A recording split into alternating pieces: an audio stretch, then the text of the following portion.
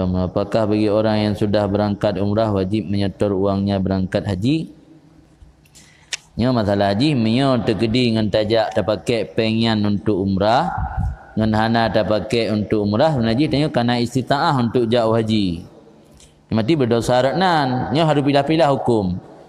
Kan masalah pubut, nya pubut umrah ya dalam haji yang ijma' ulama sah. Yang masalah yang berkembang baru-barunya kan pubut umrah dalam haji. Istitaah peng yang kana abak tanya dah pakai untuk tayak umrah yang taruh haji meda kubah ke haji kasih untuk pupuk haji yang enggak ada istitaah tu gara-gara dah pakai dah setor ke umrah yang kiban yang dah syaratnan.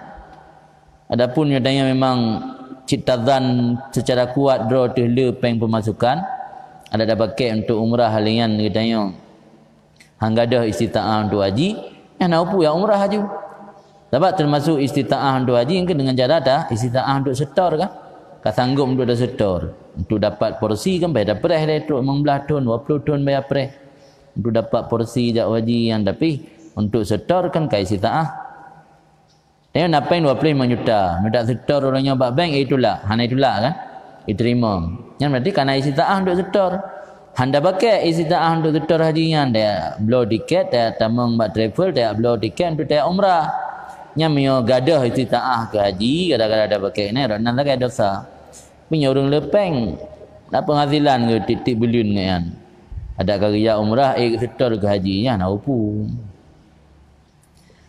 Masalah wajib haji mio ka truk kedih Makkah nya mio tajak dalam masa mikat zamani haji. Mikat zamani haji Syawal. Syawal Zulkaadah dan Zulhijjah dari tanggal 1 sampai tanggal 10 nya mikat zamani sampai dengan kurung mikat zamani haji. Mikat makan ni la ilmu ni ada buah mikat. Yang mereka umrah dalam bulan Syawal. Yang mereka tanya peng pas-pasan yang tahu dosa dia. Sebab yang tanya kahudur di kan. Kahudur di tanah haram dan kaitan masa untuk dibolehkan ihram dah bulan Syawal. Sebab untuk ihram haji bulan Syawal pun mantrib lang ihram dah kan. Mami dah umrah boleh mulut lain ni nak upuan. Sebab mulai tamang mikat nama ni.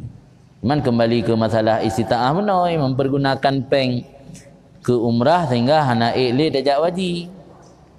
Mami dah umrah haji yang dah setor ke haji lagi kan masalah. Yang haji tetap dah setor dandang dah pre haji ke trip tajak umrah le nya masalah lagi kan. Yang baik peng pas-pasan kita pakai ke umrah hana boleh setor ke haji yang dosa. Itu tak kaya beda. Yang kembali bak penghasilan draw yang depu. Kira-kira enak penghasilan dah setor ke haji lam kada pakai untuk umrah mana masalah ajak aju. Ada gedi hanale berat dan berat dugaan ke hanale cik nyantok peng. Yang peng harta warisan tu. Hana lain. Yang mati ke hanya pakai untuk umrah. Lebih agak setor ke haji. Iban? Apa ni pegah? Pegah nangan ni yang sip le urang tet. Malai dorong na ladum travel na pernah tungku sini. Cara pegah mano? Membagi melunjak haji hana lepeng telung setor ke haji, melunjak umrah hana peng dia setor haji. Angkat tajak ke dia truk dia tam doa dia mustajabah tak tempat untuk pemudah rezeki dia yang dia tahu pegah. Gaji tetap berdorong urang bijak umrah. Nanti 10 ro 15 ro orang je akan beli tiket apa kan. Tapi Ustaz Samad Rasa luar biasa. Jadi bela partuh ro kami urang. Bela partuh ro pada buat sawan.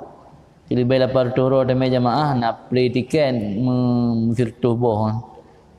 Jadi tamai urang lebih itu. Rasa nya nak bawa travel lah mufum lu nak tampung yang menan. Hai le bakat na abi hana kan naik tengok kan jiwa retnan. Hana jiwa bisni. Hai bakat aja. Minta urun pegah-pegah lah kan. Hai tak jago-jago hana ada hana tengok jago urun.